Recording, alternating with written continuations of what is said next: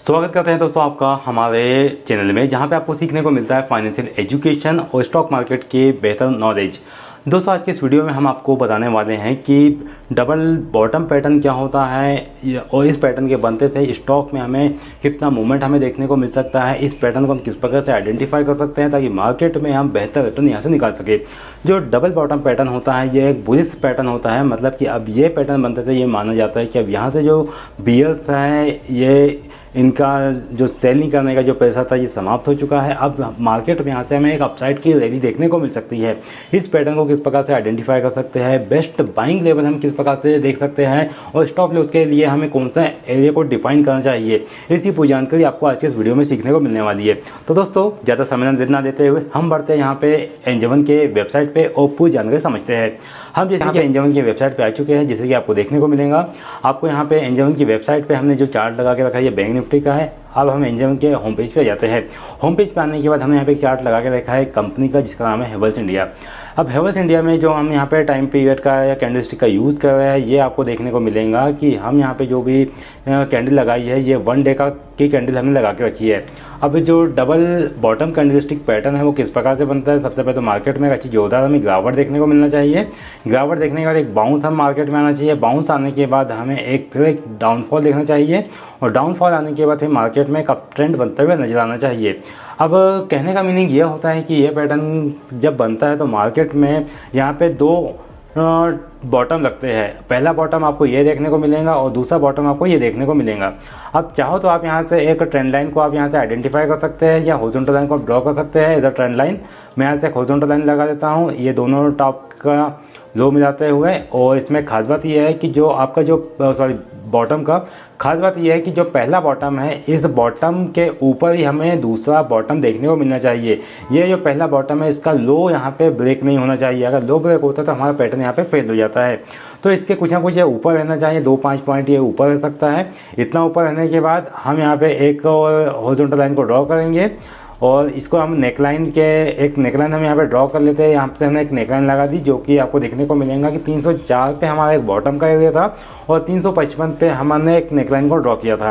अब आपको देखने को मिलेगा कि बीच में इसके अंदर जो गैप आ रहा है ये आ रहा है 50 पॉइंट का। तो अब हमारा यहाँ से अप ट्रेंड का लेवल क्या रहने वाला है, तो अप ट्रेंड का जो हमारा यहाँ पे लेवल रहने वाला है ये रहेगा यहाँ से 50 पॉइंट अपसाइड का।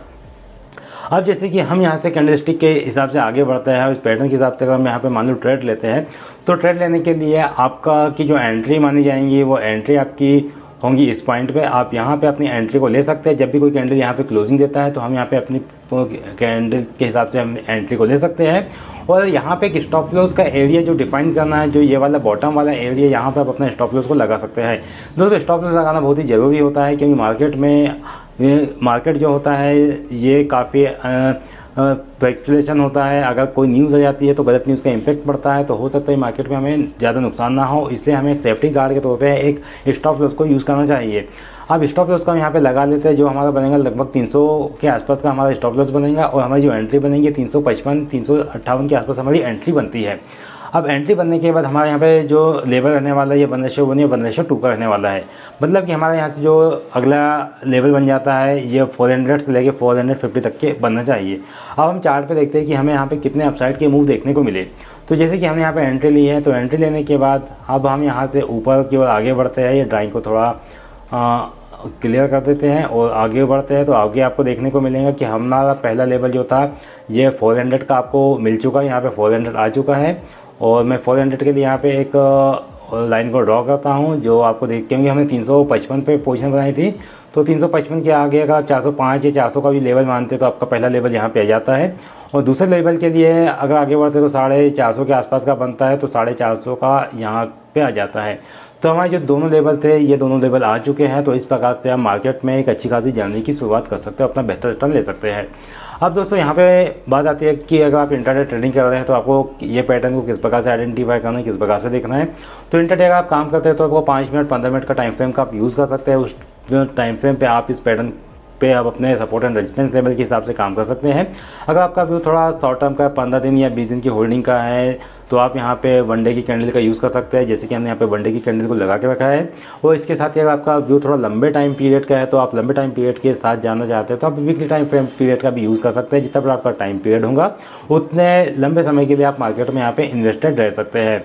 तो ये पैटर्न था जिसके बारे में हमने आपको पूरा जानकारी बताई है, और इस पैटर्न के हिसाब से आप मार्केट में अपने इन्वेस्टमेंट की जर्नी की शुरुआत कर सकते हैं। दोस्तों, मार्केट में पैसा बनाना बड़ी बात नहीं है, बड़ी बात है हमारे पास में सही स्किल और सही नॉलेज का हो। लेकिन लोग बात सही स्किल और सही नॉलेज देखना नहीं चाहते और या सीखना नहीं चाहते। आपने देखा कि किस प्रकार से हमने एक डबल टॉप पैटर्न को आइडेंटिफाई किया, डबल बॉटम पैटर्न को आइडेंटिफाई किया और सही तरीके से उसमें देखा कि किस प्रकार से हमें मार्केट में रिजल्ट मिलते हैं, एनालिसिस मिलते हैं। दोस्तों, अगर आपका एनालिसिस परफेक्ट होगा तो मार्केट में आप सही दिशा में काम करके एक अच्छा मुनाफा ले सकते हैं। आप ट्रेंड को पकड़िए, सपोर्ट रेजिस्टेंस को आइडेंटिफाई कीजिए कि किस प्रकार से हम सपोर्ट और रेजिस्टेंस लेवल को आइडेंटिफाई कर सकते हैं, किस प्रकार से हम सही ट्रेंड में जा सकते हैं। अगर आपने एक बात देखा होगा कि अगर आपको नदी को पार करना है, नदी में बाढ़ चल रही है तो आपको बहाव की दिशा में ही चलना पड़ेगा। वही मार्केट का रूल है। अगर मार्केट तेजी के डायरेक्शन में जा रहा है तो आपको तेजी के डायरेक्शन में ही जाना है।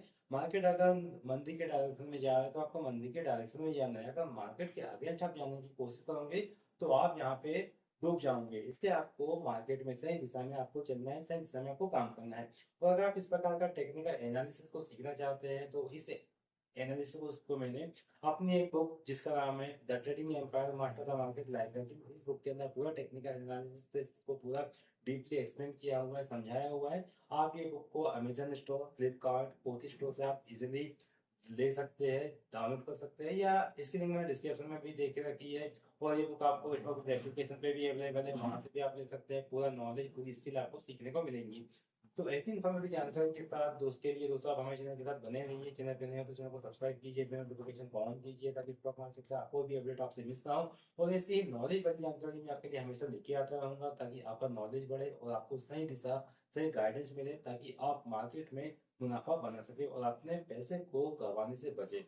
आई होप आपको आज का लेसन पसंद आया होगा। तो ऐसी इन्फॉर्मेटिव जानकारी के साथ आप चैनल को सब्सक्राइब कीजिए, ये वीडियो अपने दोस्तों में शेयर कीजिए ताकि उन तक भी सही जानकारी, सही नॉलेज पहुंचे। मिलते हैं दोस्तों अगले वीडियो में ऐसी इन्फॉर्मेटिव जानकारी के साथ। तब तक के लिए आप अपना ध्यान रखिएगा। नमस्कार।